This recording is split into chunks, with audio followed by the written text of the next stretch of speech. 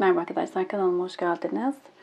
Bu gece sizinle beraber aklınızdaki kişi bu gece size neler söylemek isterdi ve şu an hayatında neler oluyor, bunlara bakacağız. İlahi güçten en net bilgileri alarak aktarabilmek için niyetimi alıyorum. Enerjiye dahil olmak için kanalıma abone olmanız ve bu videoyu beğenmeniz yeterli olacak. Hemen başlayalım. Öncelikle aklınızdaki kişi İlişkinizle ilgili genel olarak neler düşünüyor? Buna bakalım. Ve hayatında şu an neler yaşıyor? Bunları öğrenelim. Öncelikle ilişkinizle ilgili neler düşünüyor dediğimizde yeni bir başlangıç yapma isteği içerisinde olan bir aklınızdaki kişi var diyebiliriz ilişkinizle ilgili. Bu ilişkin içerisinde şu an bazı sorunlar olabilir. Soğuk bir süreçten geçiyor olabilirsiniz. Belki ilişkiyi sonlandırdınız. Belki sessiz bir enerjiye geçildi. İki taraf bir bitiş konuşması yapmadıysa bile böyle daha çok böyle kendini çektiği, arafta bırakılan bir durumun içerisinde olabilirsiniz.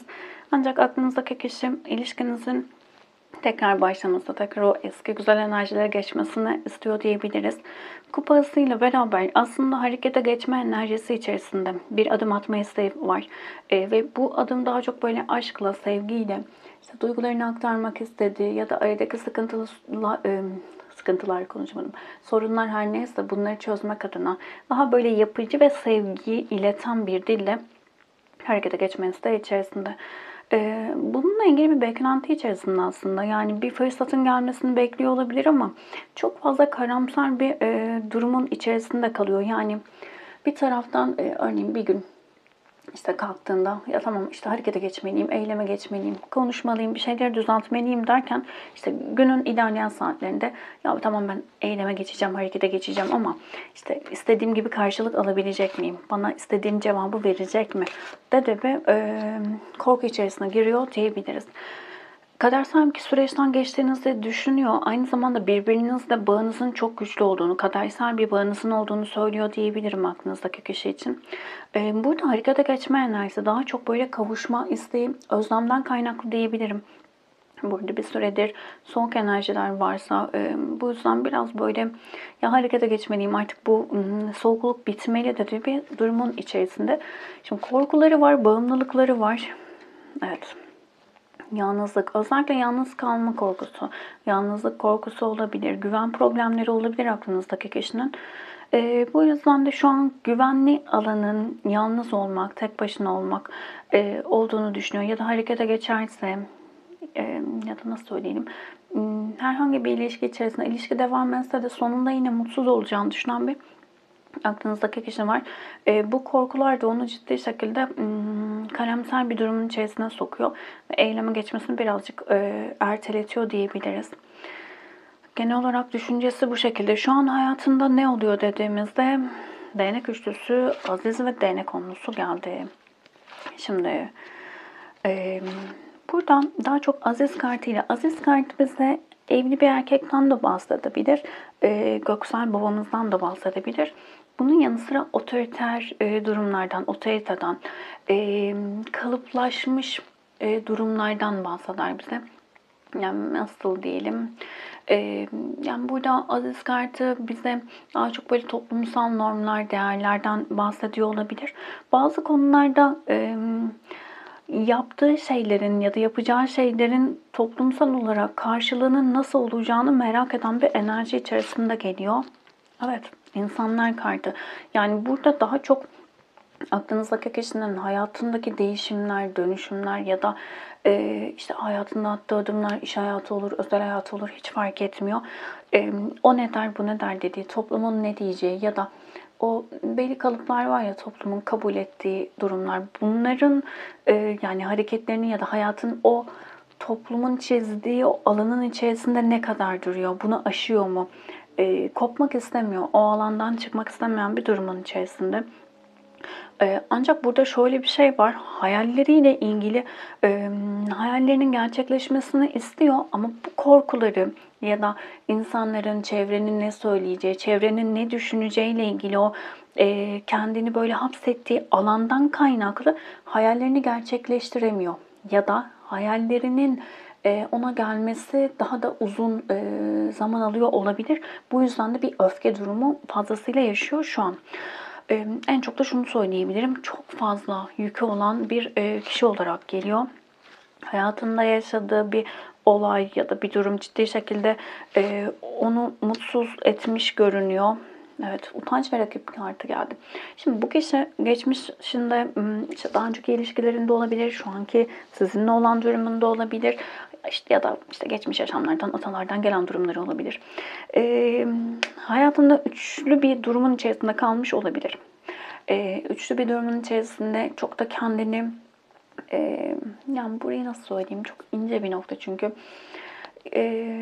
Yani toplumsal olarak yapmaması gerektiği söylenen bir durumun içerisinde kalmış olabilir ve bu yüzden kendini affedemiyor olabilir.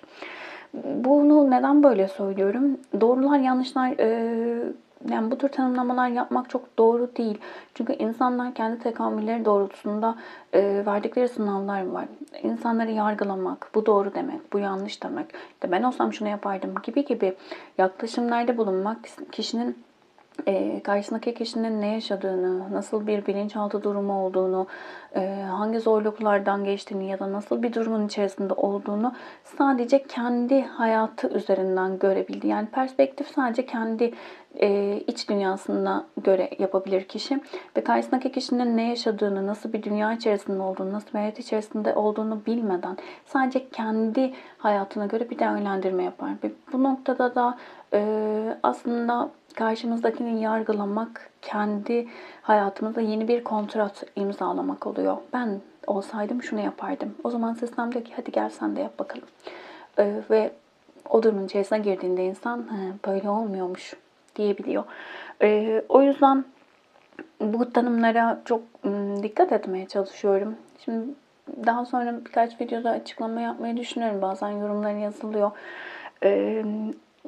Açılımların çoğunda şunu söylüyorum. Başta kendiniz olmak üzere kimseyi yargılamamaya özen gösterin. Mümkün müdür? Yani hayatımızda hiç yargılama olmamasını tabii ki dilerim. Buna niyet ediyorum kendim için de ama tabii ki her zaman bu çok mümkün olmayabiliyor.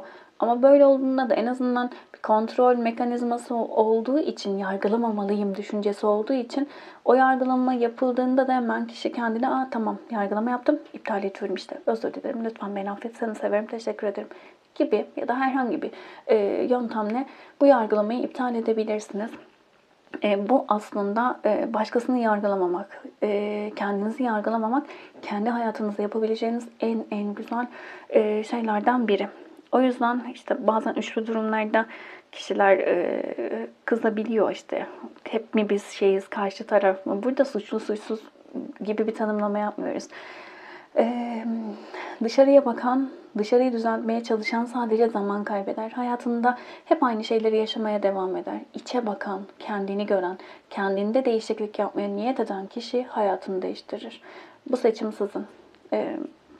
Bu kadar. Devam ediyorum. Çok konuştum. Şimdi bu noktada kendini affedemediği bir durumun içerisinde. Dediğim gibi bu dünyada yani şu anki hayatında bunu yaşamamış olabilir. Geçmiş yaşamlardan ya da atalardan gelen bir duygu biriyle özdeşleştirme olabilir. O yüzden bunu atması gerekiyor. Bu duygunun içerisinden çıkması gerekiyor. Çünkü kendini şu an çok ciddi şekilde sadece çevreye odaklamış ve çevrenin istekleri, arzuları değerlendirmesine bırakmış biri olarak geliyor ve çok yükü var. Ruhsal olarak çok yükü var. Ve kendini ciddi şekilde yalnız hissediyor diyebiliriz. Şimdi genel olarak ilişkinizle ilgili ve kendi hayatında olanlar bunlardı. Şimdi size neler söylemek ister? Bunlara bakalım. Karşınızda olsaydı size neler söylemek isterdi? Tilki, yakut, bedes.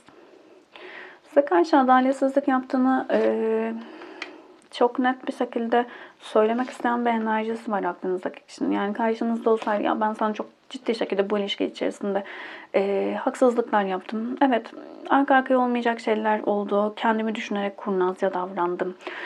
Ancak aradaki işte duygularımızın ne kadar yüksek olduğunu, Yakut kartıyla tutku ve aşk duygusunun yüksek olduğunu hissettiğim için bu noktada bir şeyleri kendime göre çevirmek zorundaydım dediği bir durumun içerisinde diyebiliriz aklınızdaki kişi için.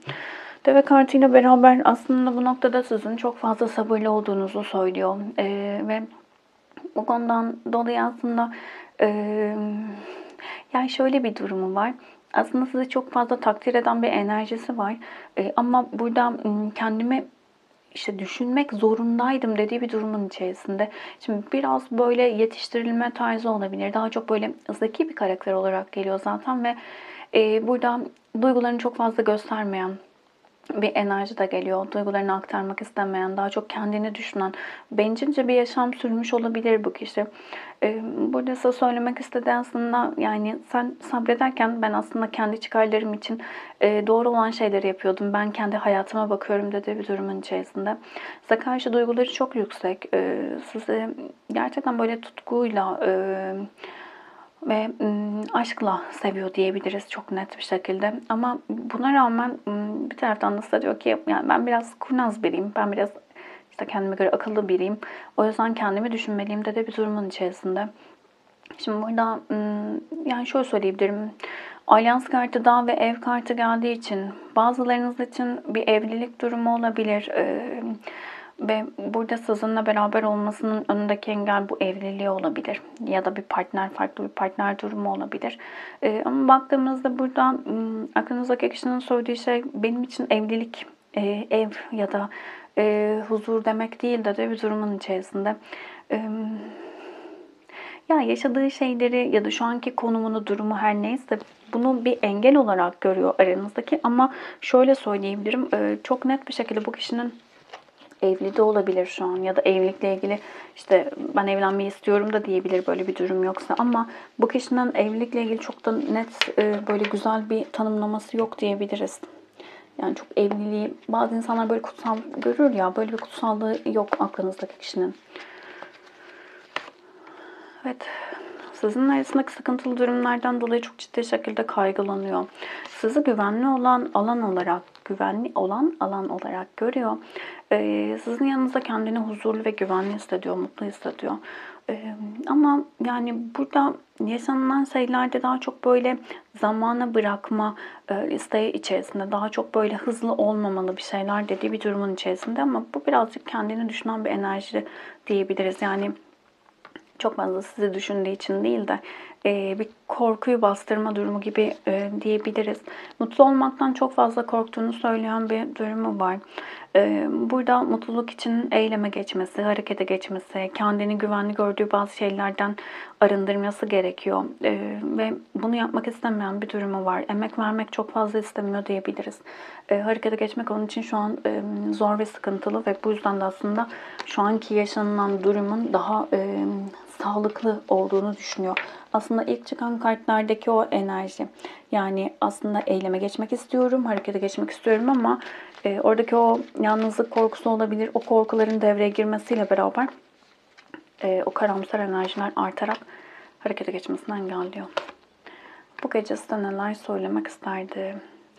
Aramızdaki ruhsal bağı hiçbir şey bozamaz. Ne kadar ayrı kalsak da ne olursa olsun her zaman birbirimize bağlıyız dedi. Birlikteliğimiz bu evrendeki iki varlığın deneyimleyebileceği en güçlü, en derin ve en saf sevgi şeklidir dedi.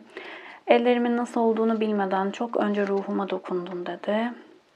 Daha önce tanıştığımızda ve sonraki yaşamda ve ondan sonraki her yaşamda sana geri dönüş yolunu bulacağım mı bil dedi.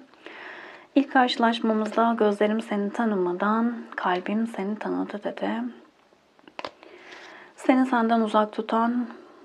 senden uzak tutan benim hür iradem değil, ruhlarımızın iyileştirmeye çalıştığı karşılıklı yaralarımızdır dedi. 3 kartta bu desteden alalım. Neler söylemek isterdi? Seni seviyorum dedi. Maddi sıkıntılarım var, bunlarla uğraşıyorum dedi. Seninle olmak için herkesle savaşırım dedi.